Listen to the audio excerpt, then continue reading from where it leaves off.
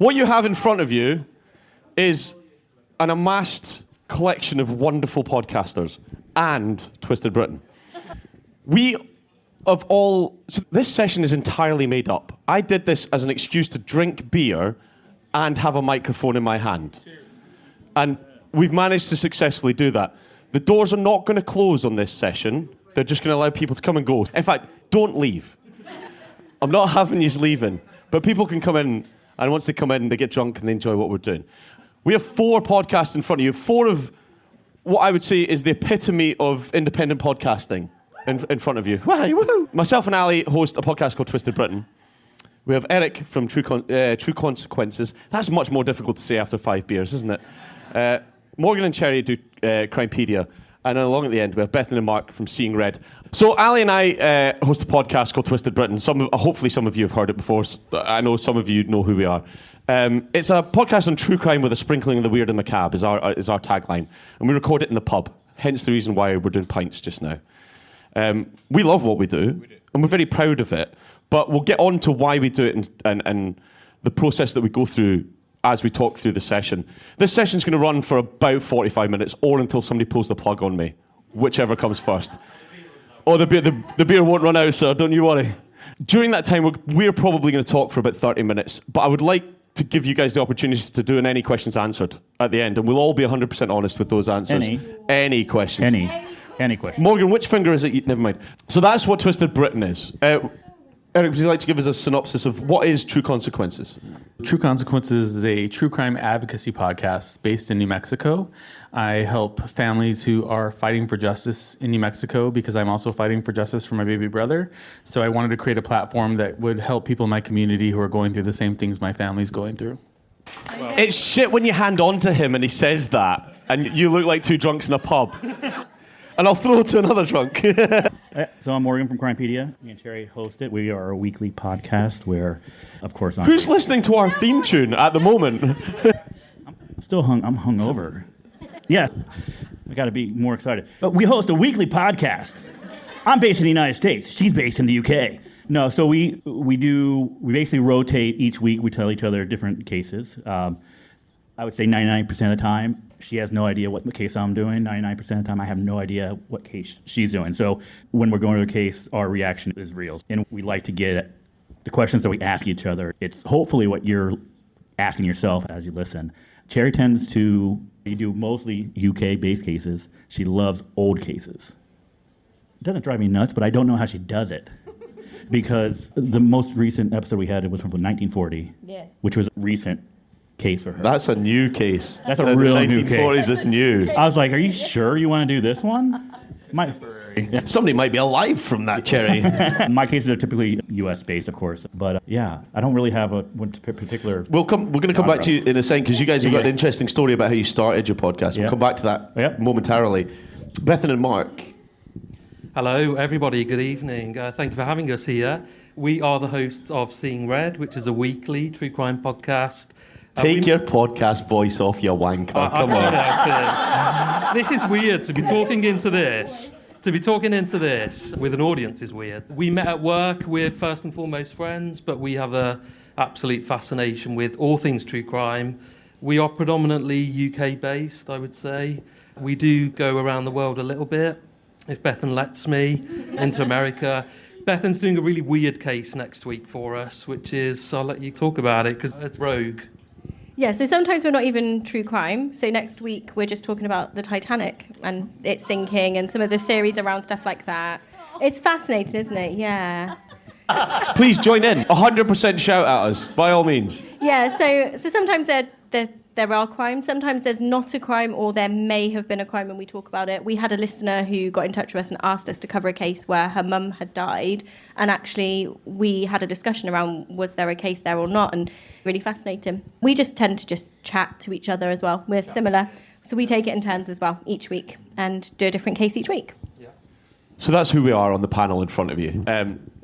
What is really lovely about coming to CrimeCon is not only are we sitting in a room of people who, I'm going to say this out loud, probably know more about crime than the people sitting in front of you. We just happen to hit record and you guys consume what the pish we put out. But we're sitting in an area of London that's absolutely synonymous with crime. We're right on the edge of Whitechapel, just around the corner from Tower Hill. One of the, correct me if I'm wrong, Alistair, one of the only prisons that ever held a member of the monarchy. So being here has a level of kind of interest in the true crime itself. And then you throw on top of that people like yourselves who are interested in consuming the media that we produce. And it sounds really bell-endy of me to say that. But that's what it is. And we have all, and Bethany and Mark and I were just talking in the pub across the road. Great pub, by the way, Princess of Prussia. Get over there. We were talking about how actually we're no different than you guys are. All we've done is hit record. With the exception, Eric obviously has a personal family statement associated with this podcast. The rest of us are just giving it a go. And every time we hit record and set a microphone in front of us, and I'll throw this down the line, I still shit my knickers every time we hit record. Are you comfortable with recording? We love that you said knickers, me and Cherry. I think I've gotten a little bit more comfortable. I still get nervous about it. I still stumble. I'm highly edited, so what you hear is so much better than the way I actually sound when I talk. I do get nervous about how I'm going to fuck something up. Because you know you're going to do it. I'm going to. Yeah. I think that we're probably now better at messing up and not feeling, oh my God, I've messed up, and then getting worse and worse and being upset by it. I think we now would make a mistake and go, for God's sake, get over it and then move on. But I'm definitely less nervous now. How about you?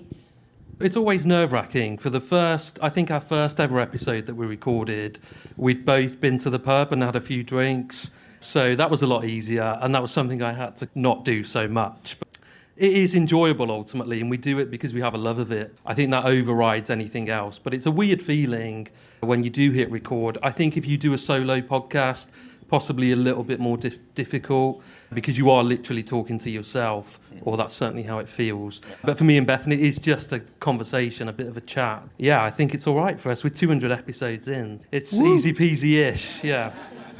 I love it now. But for the first 3 episodes, I was terrified of the microphone. And you will remember my pathological fear of it.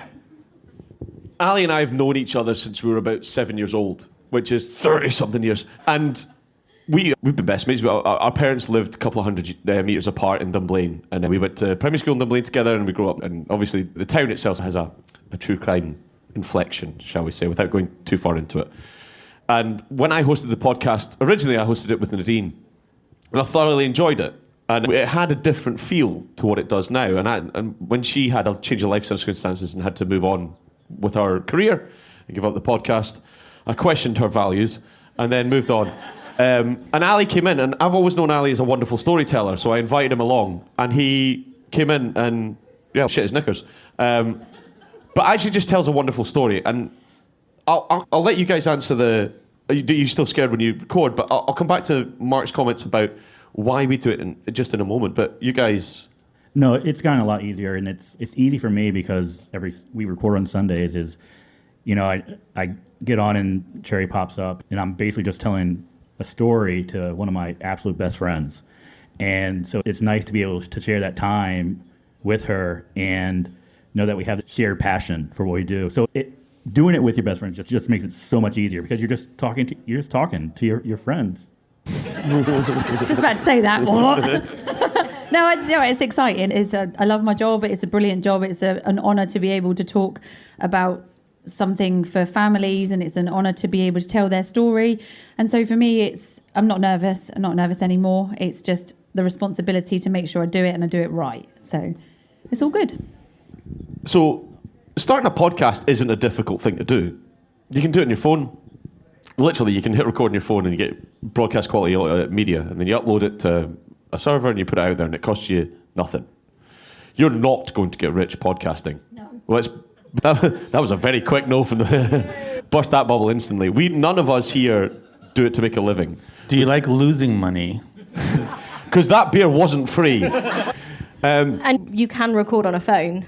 But literally. But it sounds like you recorded on a potato for your first few episodes until you buy a microphone. Is that what happened? That's the recording on a potato. That was one of any time we of a own podcast. that now as well. Yeah. We recorded on a potato. But we genuinely had my phone sat there and we'd just press record and then stop and then do the next bit and record and then just pieced it together. It was ridiculous, really, wasn't it? It was shit, but... And now they're one of the biggest true crime podcasts in the UK. How did that happen? Yeah. But we're still wondering that as well, Mark, to be honest. So when you're doing the cases, and we call them stories rather than cases, because Ali and I like to tell a story. There's always an interesting way that you start. You have to find the case and then decide whether you want to tell it.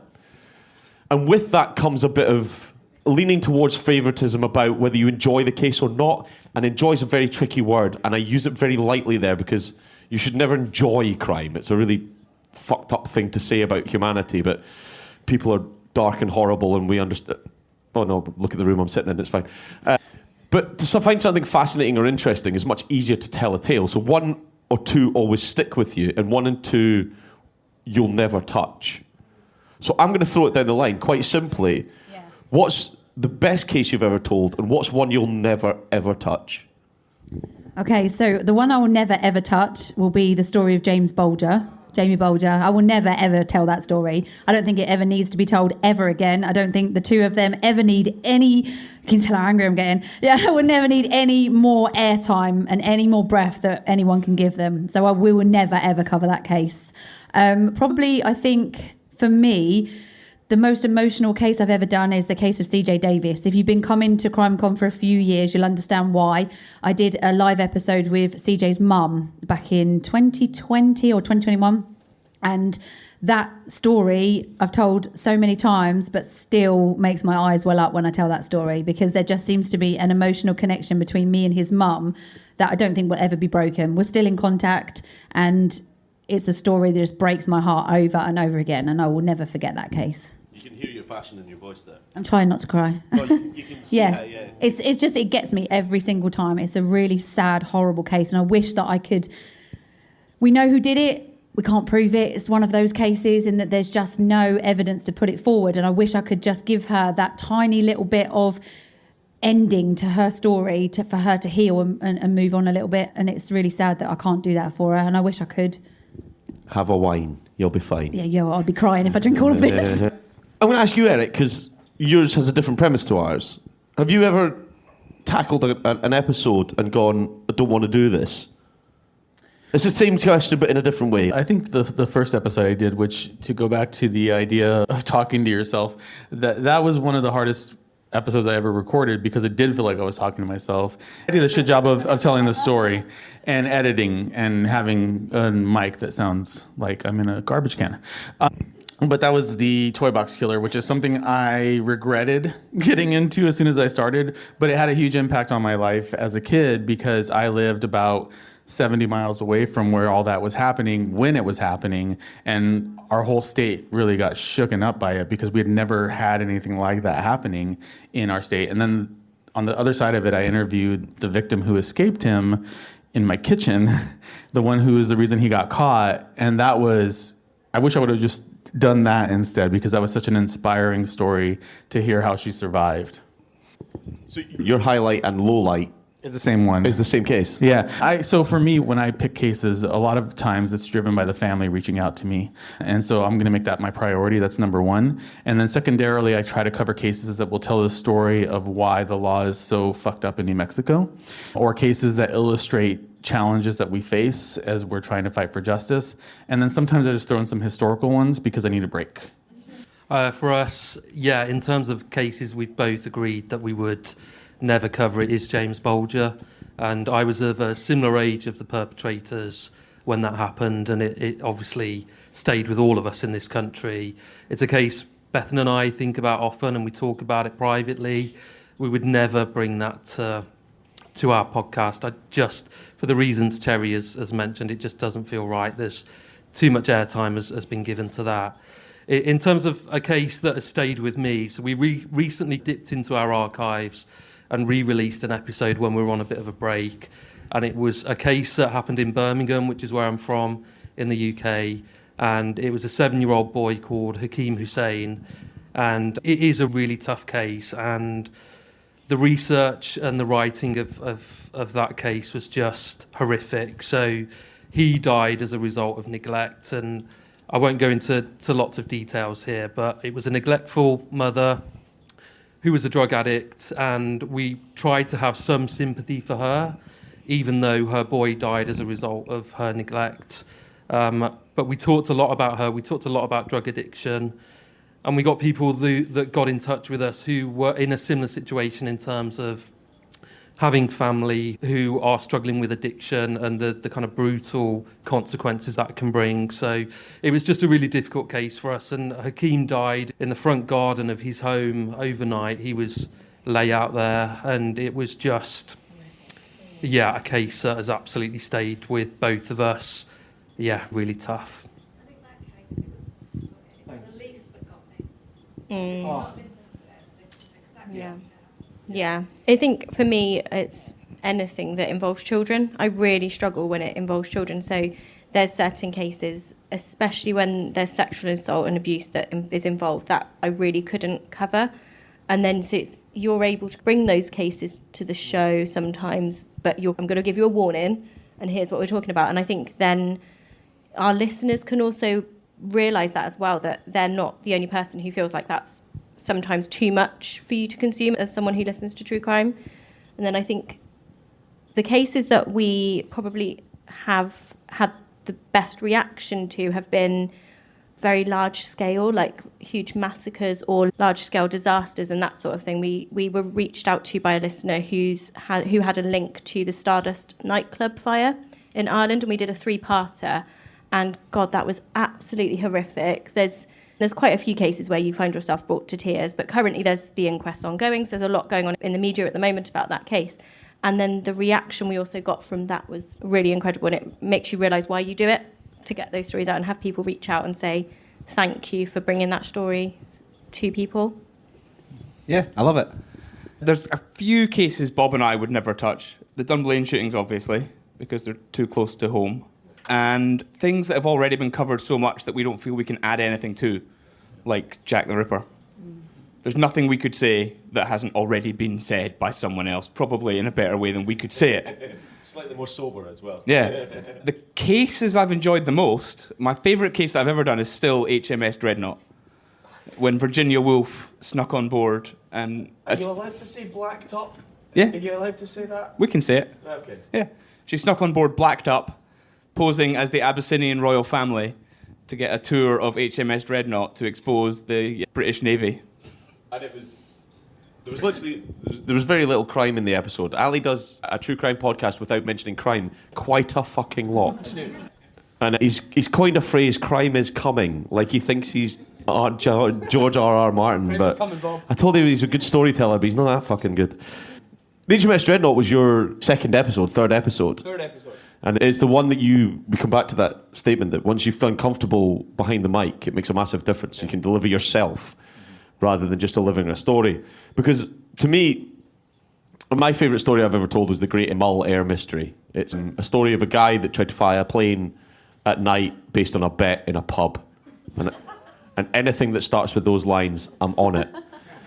Basically, there was a storm on Christmas Eve on the Isle of Mull. And the Isle of Mull is in a shitty part of the North Atlantic. And it is beautiful, but it gets pummeled by wind. So he was sitting neck and Macallan, and somebody at the bar went, can't use the airstrip tomorrow, too windy. And he went, hold my Macallan. Watch this. He took off in the night, and the plane never returned to the airstrip. And they sent out this wonderfully massive search party, which was probably everybody in the island, so all of 17 or 18 people. And they didn't find him till 4 months later, after the snow had thawed, over a branch of a tree halfway up a hill that they definitely already searched. There are speculations he was involved in a diamond heist, which is the one I like because it's cool. The other speculation is he crashed his plane and swam ashore. Not quite as cool, so I'm going diamond heist. It's a completely unsolved crime. The British Navy put a ship into the Sound of Mull in 2006 and scanned the seabed and found something that they thought was the shape of a plane. But we'll never know because it's 300 and something meters deep. I like that because it's mad. The ones we'll never touch, it goes without saying, Ali's absolutely right. Ali and I both grew up in Dublin. We went to Dublin Primary School, and then we went to Dublin High School, and both of us actually attended, I'm not going to say his name, but we both attended his boys' clubs when we were 11, 12 years old. So his name will never come out of my mouth, but the victims will. And I'm going to draw that back into the really sad statement into a segue. Watch this one. Who do you think of when you're writing, and do you have an issue with perpetrators' names being as glamorized as they are? True crime podcasting is massive. We've joined, and all of us, I would say, are not anywhere near the biggest downloaded podcasts in the world. But we do all right, and we're all very proud of what we do. And we're very proud of each other as well, because it is difficult to continue to do it. I can see podcasters in the room agreeing with me. But you are adding to the glamorization of a horrific subject. How does that sit with you? We made quite a determined kind of shift, I would say maybe 2 or 3 years ago, where our episodes are no longer titled the person you would probably think of when you hear of that crime. So they would have been the name of the perpetrator. And at the beginning, a lot of our episodes were titled by that. And the more we did and the more we talked and the more we realised that we always end up focusing on those victims, and that's always what we actually think of. We really have made that shift now, and we never have the title of the episode with the perpetrator, even if it is a serial case. So of course that name is going to be the one name that everyone knows. We'll always then try and find a different way to talk about that person if we can, and to title the episodes, because it is, otherwise you are giving that name more internet time and more known about them, really. Yeah, I totally agree. I mean, with us, you can't help, if you're doing a case about somebody, you can't help but mention their name. You know, they're part of the story. Unfortunately, they are part of the story. But there's ways that you can tell the story that doesn't glamorize that person and what they did. And first and foremost, any podcaster worth their weight in gold knows that this is all about the victim and the victim's family. And it's all about getting justice and making things right. And if that means that you end up changing laws, if that means you end up changing one person's path from listening to your podcast, then it's been worth every second of all the research that we do. 100%. So although I don't like talking about the perpetrators, sometimes you have to, and sometimes it's important to, because it's also important to understand where they came from. Because sometimes they do horrific things, but sometimes they've come from a horrific place. And you've also got to look at their backstory and why they came to do what they've done and how this story evolved. Because when you speak to a victim's family, it's important that story is a true representation of what happened. And that's the way we try and do it. I agree with you, Cherry. I think it's really important to not discount the harm and the damage that was done by that individual. I can get on my soapbox about this, and I'm not going to just for the sake of time, but I have very strong feelings about this. I mean, there's a lot. True crime is changing. It is. And thank you to the listeners that are consuming true crime that is focused on the victim, that is focused on the story, which is this person who was loved and accepted by their family or not, no matter what struggles they have, no matter if they're dealing with addiction or they are involved in sex work or any of those other things, they don't deserve to be diminished. This is the worst day in somebody's life. And it needs to be treated with respect. And I would just encourage all of you to vote with your listens. If you hear something that doesn't feel right, don't let them make money off of that. Change true crime. You can do it. We can talk about it, but you are the ones who are going to do it. Yeah. Follow that. He's absolutely right, though. It should be and is all about the victims. And it's easy certainly for us doing historic cases that aren't in living memory to slip sometimes. Yes, I agree. But we try very hard not to. And not glamorizing killers and emphasizing the victim's plight, I think, is a big part of what we do, or try to do. We've always tried to make an aspect of never using their full names. If we have to name the perpetrator, call them by their second name. 90% of the time, I'll call them an arsehole, or they go on my bad bastard list. And I have a very long bad bastards list. One, I threatened to make a T-shirt with Bob's bad bastard list on it, and then I realised I had a 6-year-old that could read. I genuinely could do this for hours, and I'm so thankful for you guys to join us.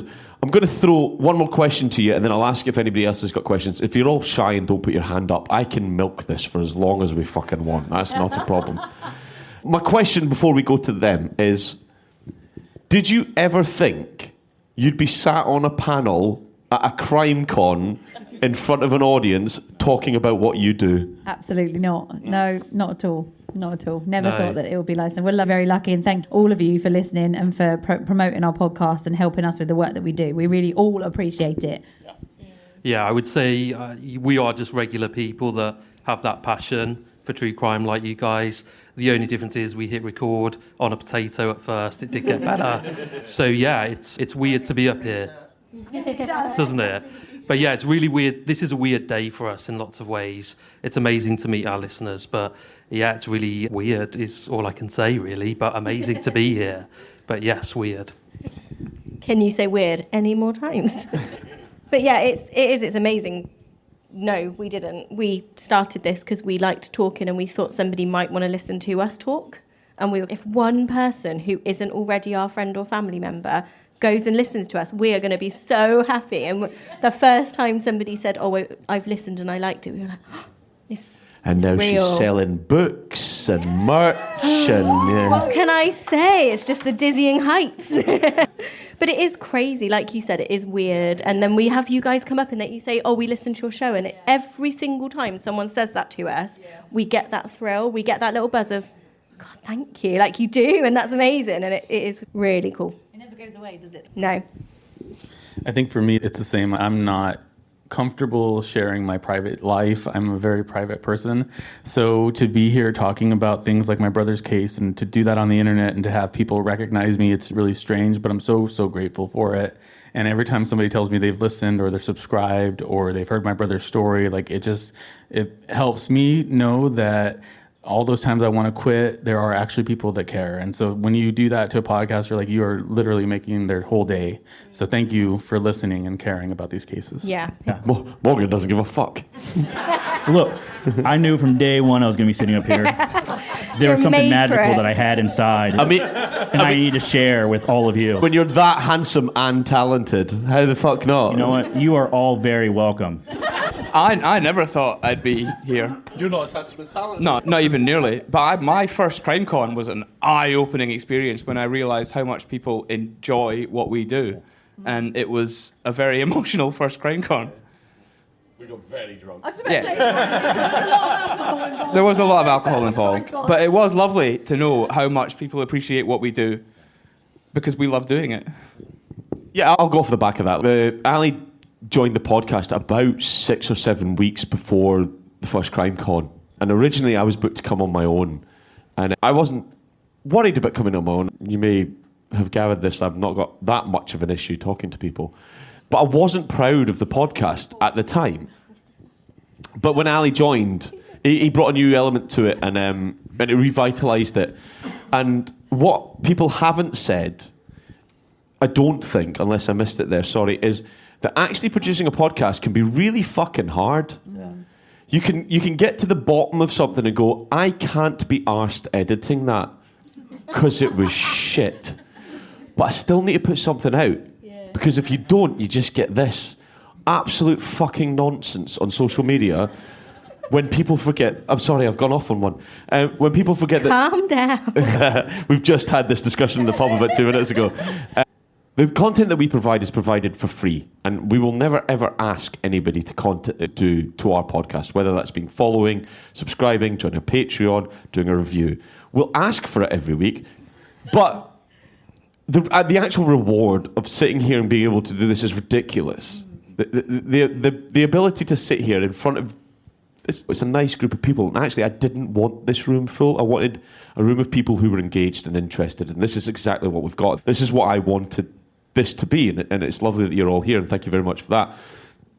The fact that we're here able to do it and provide content for people who are interested and willing to engage with us, I think that's the thing that I would like to say, that is, we started this by saying we're just normal people that pressed record. But we are still normal people that press record. So if you have a favourite podcast that's here, no matter how nervous you are about speaking to them, about how and I'm looking at nobody in particular, just go and speak to them or message them, because your thanks and hello means way more than a Patreon subscription. I'd love to pay my bills off podcasting, but it's not going to fucking happen.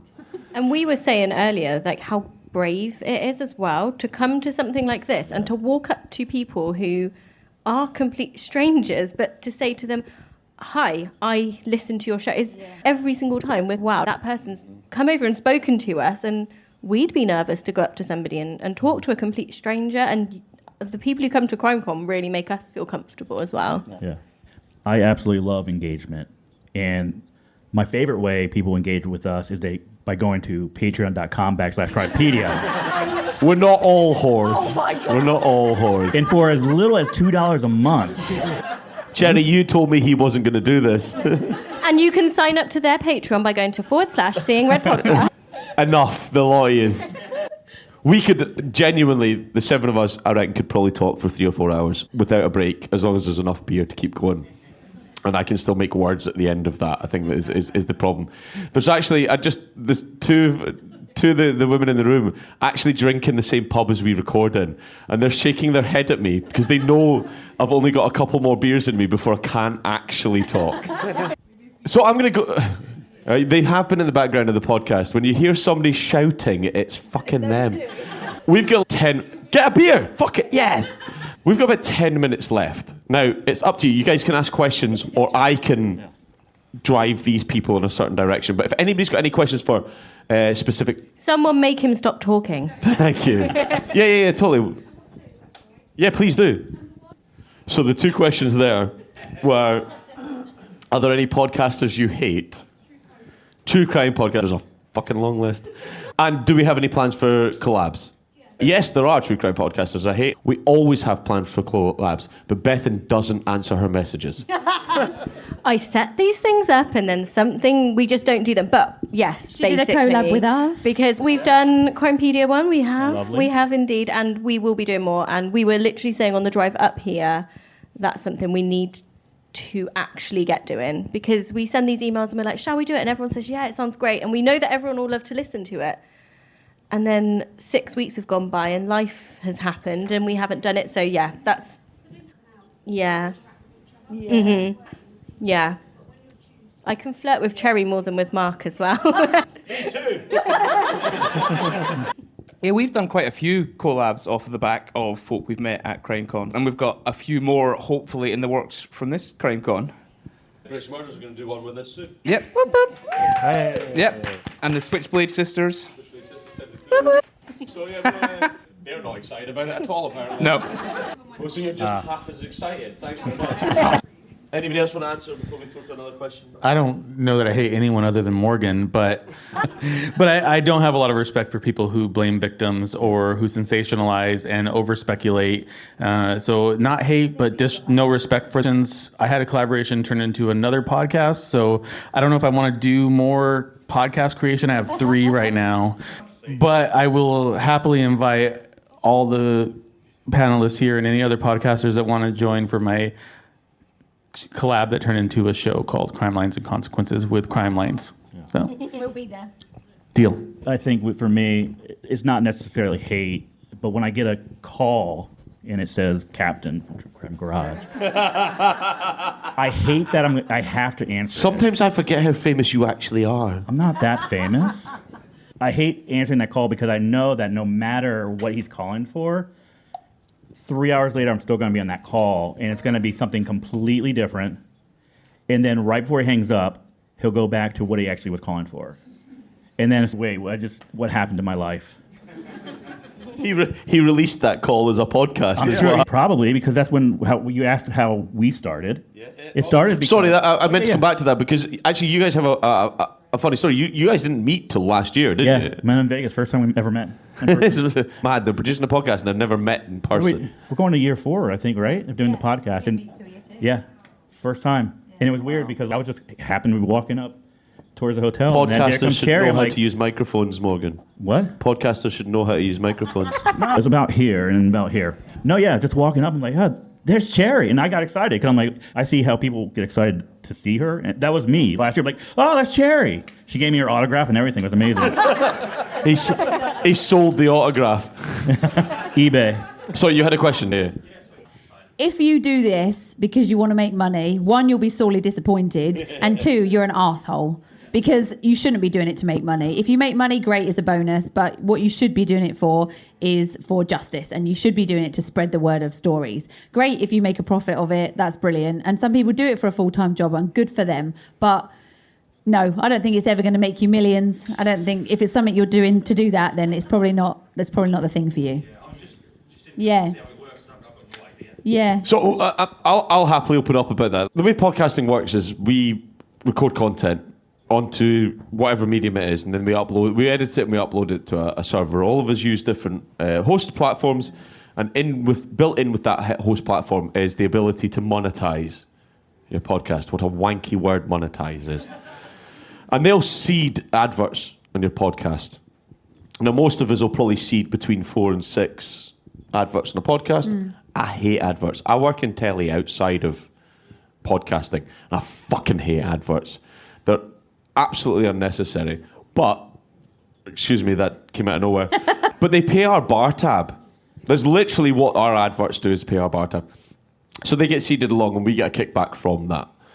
Some of us, which are much bigger, seeing red, get to read their own adverts and make way more money than we do. And then we get to choose what we talk about, which I think is better, because we can then go, shall we or shall we not? And then we'll turn things down if we think it's not quite us. Whereas somebody let us know the other week that during the cannibal episode, there was an advert that involved breakfast and sausages. And I was like, that wouldn't have been our choice. That would not have been what we would have chosen to talk about. Hello, Fresh. Not good. So yeah, that way, that for us is a more authentic kind of way for us, really, to get that kind of bonus of we're doing something we enjoy, but we also get something back, is we do get to choose what we're putting on the show and what we think our listeners might actually care about as well. Whereas I'll sell fucking anything. That's friends without the R, by the way, just in case you were wondering. Oh yeah, we had that, but we did get addicted to that. We're probably going to get the plug pulled on us in the next couple of minutes. You're right for us to run for a couple more, 5 minutes. Thank you very much, sir. We at the front. So was there a question? Oh, yeah. I thought you just wanted another beer. I thought that's what it was. My original house. I'm just going to put your questions on mic because we are being recorded, and unfortunately we don't have a rolling mic. So your question was, Eric, why are you so good? Yeah. And then I think your other question was, I love you, Cherry, can we just get drunk together? Is that similar? Eric, give us a... Yeah. Because your podcast is very different to the other 3 podcasts that are on the stage. And we are very story-based, and but you have a personal attachment to this. Yeah.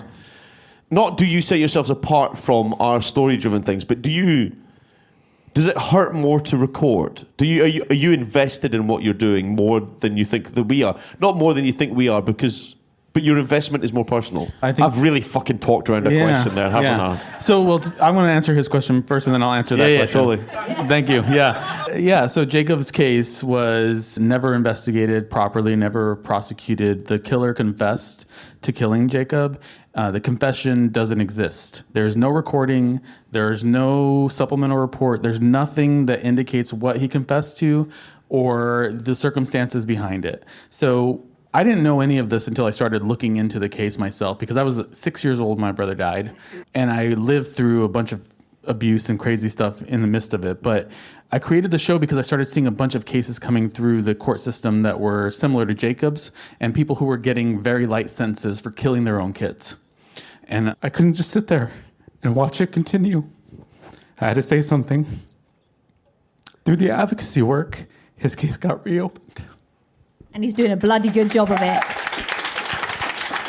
Yeah.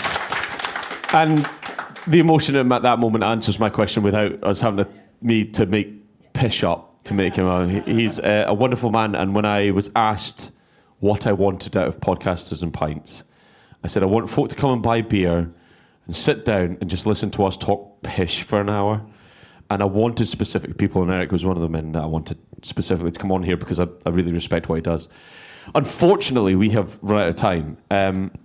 I want to say thank you very much for all of you to come and listen to us. Thank you, just genuinely from the bottom of our hearts, for listening to our podcasts, for sitting through this totally planned session. Cheers to you. Cheers. Yeah, absolutely. Cheers. If you have a drink in front of you, just give well us a done, cheers. Cheers. Ladies and gentlemen, Seeing Red. Hello. Crimepedia. True Consequences. And I will leave you, as always, with a thank you, love you, bye. Thank you, love you, bye.